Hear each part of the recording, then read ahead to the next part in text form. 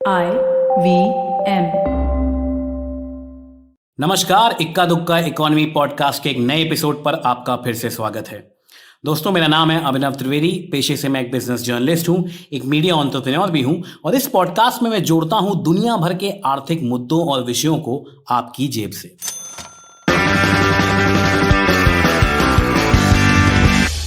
और दोस्तों, आज का मुद्दा है सरकारी नौकरियां और उनकी इकोनॉमिक्स। और इस बाबत पर बात करने के लिए मेरे साथ जुड़ रहे हैं doctor Bharat Jhunjhunwala. Doctor Bharat IIM Bangalore के पूर्व प्रोफेसर हैं, जाने माने अर्थशास्त्री हैं और आज हम सरकारी नौकरियों पर बात करेंगे। दोस्तों,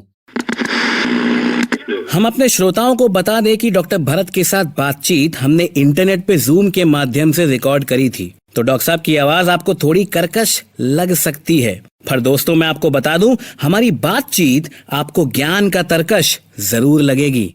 डॉक्टर साहब, हमने साथ में बहुत सारे पॉडकास्ट किए हैं, पर आज का पॉडकास्ट हमारे यूजुअल पॉडकास्ट से थोड़ा सा अलग है। आज हम बात कर रहे हैं सरकारी नौकरियों की। आप तो काफी तजुर्बेकार आदमी हैं। आप अपने तजुर्बे से मुझे ये बताइए कि पिछले 10-15 सालों में सरकारी नौकरियों का परिवेश कैसे बदला है। और जब मैं सरकारी नौकरी बोलता हूं तो फिर मैं सिर्फ स्टेट और सेंट्रल मिनिस्ट्रीज में काम की बात नहीं कर रहा हूं। नवरत्न PSUs, छोटे छोटे PSUs, चाहे वो NTPC हो, चाहे वो नाल्को हो, चाहे वो इस्पात निगम लिमिटेड हो, चाहे वो HMT भी रहा हो जो बंद हो गया, मैं सारे PSUs की बात कर रहा हूं। देखिए, सरकारी नौकरियों में जो मूल बदलाव आया वो 1997-98 में आया था, जब 5वां वेतन आयोग आया। उसके पहले तक मैंने 1995 या 96 के करीब एक विश्व बैंक का अध्ययन देखा था। तो उसमें ये बताया गया था कि विश्व के अधिकांश देशों में जो देश के नागरिक की औसत आय होती है, जिसको पर कैपिटा GDP बोलते हैं, उसकी तुलना में सरकारी कर्मियों के वेतन 1 से 2 गुना रहते थे। जैसे यदि किसी देश में पर कैपिटा GDP मान लीजिए 10,000 रुपया है, तो सरकारी कर्मी का वेतन 10 से 20,000 रुपया होगा, अप्रोक्सीमेटली ऐसा था। पर कैपिटा इनकम की तुलना में सरकारी कर्मी का वेतन। अच्छा, जैसे अगर पर कैपिटा इनकम 10,000 है तो सरकारी कर्मी का वेतन 20,000 होगा। ऐसा एक वर्ल्ड बैंक का अध्ययन था। लेकिन उस समय एक एक्सेप्शन था, वो था भारत। उस समय उन्होंने ये बताया कि भारत में जो सरकारी कर्मियों का वेतन है वो पर कैपिटा GDP का 4.5 गुना है, 4.5 टाइम्स, और विश्व का अधिकतम मेजर कंट्रीज में। तो इसका महत्व यह है कि उन 5वें वेतन आयोग के पहले ही भारत में सरकारी कर्मियों के वेतन आम आदमी के वेतन की तुलना में काफी ज्यादा थे। और आज के दिन यह जो अनुपात है, ये बढ़ करके 7.2 टाइम्स हो गया है। जैसे कि ऐसा समझिए कि अगर देश की पर कैपिटा GDP 10,000 रुपया है, तो दूसरे देशों में सरकारी कर्मियों का वेतन 20,000 रुपया है। भारत में 5th पे कमीशन के पहले 45,000 रुपया था और आज वो बढ़कर के 72,000 रुपया हो गया। तो जो मूल परिवेश बदला वो 5वें वेतन आयोग के पहले ही, आज 4था वेतन आयोग होगा, 5वें वेतन आयोग के बाद से मैंने अध्ययन देखा है, और लगातार सरकारी कर्मियों का वेतन देश की GDP की तुलना में बढ़ता जा रहा है। इसलिए जो परिवेश बदलने की बात है वो पिछले 20 साल में विशेषकर बदला है। और इसका जो मेन आधार है वो यह है कि जो वेतन आयोग होते हैं, जो केंद्रीय वेतन आयोग होते हैं, वो इस बेसिस पर चलते हैं कि सरकारी कर्मी को सामान्य या अच्छी जीविका जीने के लिए कितना पैसा चाहिए, उतना पैसा दे दो। वो इस बात को नहीं देखते कि एक रिक्शे वाला कितने पैसे में जीता है। उससे सरकारी वेतन आयोगों को कोई मतलब नहीं है, कहीं लिखा ही नहीं रहता। इस कारण वेतन आयोगों द्वारा सरकारी कर्मियों के वेतन को उत्तरोत्तर बढ़ाता जाया जा रहा है और यह प्रवृत्ति फिलहाल चालू है। आप ये देखिए कि कोविड के संकट में भी कई राज्य सरकारों ने DA बढ़ाए हैं और सरकारी कर्मियों के वेतन बढ़ाए हैं। इसलिए जो सरकारी कर्मियों का परिवेश है वो पिछले 20 सालों में वेतन आयोग के कारण बढ़ता गया है। तो मतलब वेतन के मामले में आमतौर पर लोग अक्सर सरकारी नौकरियों को प्राइवेट सेक्टर की नौकरियों से कंपेयर करते हैं। ये कंपैरिजन बदलना चाहिए। अगर आप सरकारी नौकरी में हैं तो आप अपना देश के पर कैपिटा इनकम से कंपेयर कीजिए। आपका वेतन इस देश में काफी अच्छा है, खासकर अगर आप नौकरी सरकारी सेक्टर में कर रहे हैं तो। पर डॉक्टर साहब, इसका दूसरा आयाम यह है कि क्या तनख्वाह के साथ साथ अकाउंटेबिलिटी भी बढ़ी है? देश में कई सारी सरकारी नौकरियां होती हैं और मिनिस्ट्रीज हो गई, चाहे वो स्टेट गवर्नमेंट हो गई या फिर केंद्र सरकार हो गई। उसके बाद पीएसयू आते हैं। इस देश में कई सारे नवरत्न हैं, कई सारे छोटे छोटे पीएसयू हैं, एनटीपीसी, सीआईएल से लेकर के इस्पात निगम, नाल्को वगैरह वगैरह। अकाउंटेबिलिटी भी क्या बढ़ी है पिछले 15-20 सालों में? पहली चीज तो ये। दूसरा, क्या इस देश का युवा आज भी सरकारी नौकरी के लिए उतना ही तत्पर और उतना ही इच्छुक है जितना आज से 15-20 साल पहले हुआ करता था? क्योंकि हमको हमेशा से ये बेचा जाता था कि सरकारी नौकरी में सिक्योरिटी बहुत है, उसमें कोई तुम्हें निकाल नहीं सकता है, और कई लोग तो ये भी बोलते थे कि काम ज्यादा नहीं करना पड़ता है। क्या ये माइंडसेट, क्या ये धारणा जमीनी स्तर पर आज भी है? पहली बात आपने पूछी अकाउंटेबिलिटी की, तो ये मैं कहूंगा कि दुर्भाग्य है कि सरकार ने अकाउंटेबिलिटी पर ध्यान नहीं दिया है। देखिए, 5वें वेतन आयोग ने सबसे ज्यादा वेतन में इंक्रीज किया था। वेतन आयोग ने ये कहा था कि हम एक पैकेज दे रहे हैं जिसमें एक तरफ हम वेतन बढ़ा रहे हैं और दूसरी तरफ हम अकाउंटेबिलिटी बढ़ाना चाहते हैं। और उन्होंने कहा था कि जैसे जो आईएएस ऑफिसर्स हैं, जितने क्लास ए ऑफिसर्स हैं, इनका हर 5 साल पर एक्सटर्नल इवैल्यूएशन होना चाहिए किसी बाहरी संस्था द्वारा। अब सरकार ने क्या किया कि वेतन तो 5वें वेतन आयोग के अनुसार बढ़वा दिए, लेकिन जो अकाउंटेबिलिटी की संस्तुति थी उसको ठंडे बस्ते में डाल दिया। वो आज तक वहीं पड़ा हुआ है।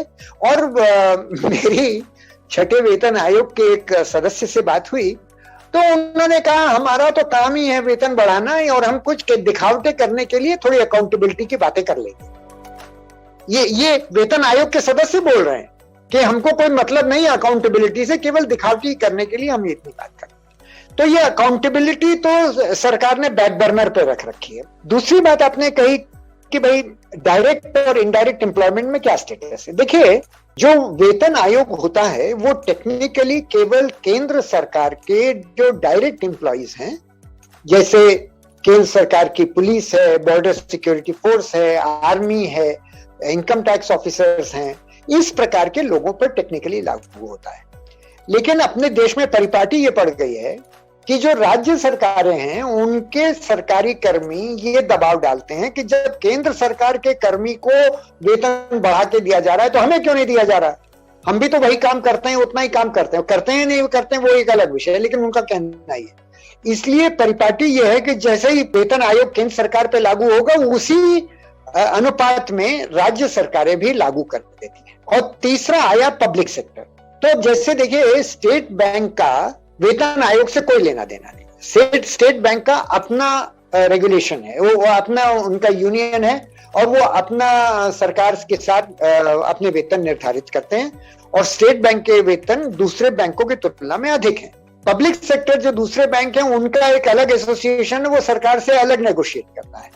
इसलिए पब्लिक सेक्टर की अलग अलग व्यवस्थाएं हैं, उनके ऊपर वेतन आयोग डायरेक्टली अप्लाई नहीं होता है, लेकिन कुछ न कमोबेश उसका प्रभाव तो पड़ता ही है। क्योंकि अगर वेतन आयोग ने सरकारी कर्मियों के वेतन बढ़ा दिए तो पब्लिक सेक्टर वालों को कहने को ये हो जाता है कि साहब जब उनका वेतन बढ़ गया तो हमारा क्यों नहीं बढ़ेगा। इसलिए एक सिंपैथी कहें या सिंक्रोनिसिटी कहें तो वो बढ़ती है। डॉक्टर साहब, सरकारी नौकरियां जो हमारे युवा वर्ग करना चाहते हैं आने वाले समय में, उनके लिए आपकी क्या एडवाइस होगी, उनके लिए आपकी क्या राय होगी? भाई, मैं तो यही एडवाइस दूंगा कि अगर आपको सिक्योरिटी चाहिए और सेफ्टी चाहिए और ग्रोथ की आपकी उतनी लालसा नहीं है, क्योंकि देखिए सरकारी नौकरी में एक नुकसान भी है, जो कुशल कर्मी होता है वह मिसफिट हो जाता है। मैं कई ऐसे सरकारी कर्मियों को जानता हूं जिनको साइडलाइन कर दिया गया क्योंकि अपने अकुशल सहयोगियों या फेलो वर्कर्स की तुलना में उनकी कुशलता भारी पड़ रही थी। मान लीजिए आप सेक्रेटरी हैं किसी डिपार्टमेंट के और आप अकुशल हैं, दूसरा सेक्रेटरी कुशल है, तो लोगों को दिखेगा कि ये आदमी कुशल है और ये आदमी अकुशल है, लेकिन कुशल की प्रोग्रेस नहीं होगी, क्योंकि उस कुशल को जो वेतन दिए जाएंगे वो सरकारी नियम के अनुसार दिए जाएंगे। सरकार के नियमों में ऐसी व्यवस्था नहीं है कि आप किसी को इंसेंटिव देकर के अच्छे काम के लिए इंसेंटिव दे सकें। तो यदि आप सेफ्टी सिक्योरिटी चाहते हैं और आपको बहुत ज्यादा ऊपर बढ़ने की लालसा नहीं है, तो सरकारी नौकरी उपयुक्त है, बिल्कुल फिट है अगर आपको मिल जाए। लेकिन यदि आप बिल गेट्स बनना चाहते हैं या कुछ नया काम करना चाहते हैं, तो फिर आपके लिए सरकारी नौकरी जगह नहीं है, क्योंकि सरकारी नौकरी में क्रिएटिविटी और फ्रीडम नहीं है। वहां पर आप सिस्टम में इतना उलझ जाते हैं। देखिए, जब मैं कभी कभी जो ये मसूरी में लाल बहादुर शास्त्री एकेडमी है जहां पर आईएएस ऑफिसर्स ट्रेन किए जाते हैं, वहां पर लेक्चर देने जाता हूं, तो वो जो युवा होते हैं आईएएस ऑफिसर बड़े उत्साहित होते हैं कि मैं आईएएस ऑफिसर बन के ये कर दूंगा वो कर दूंगा।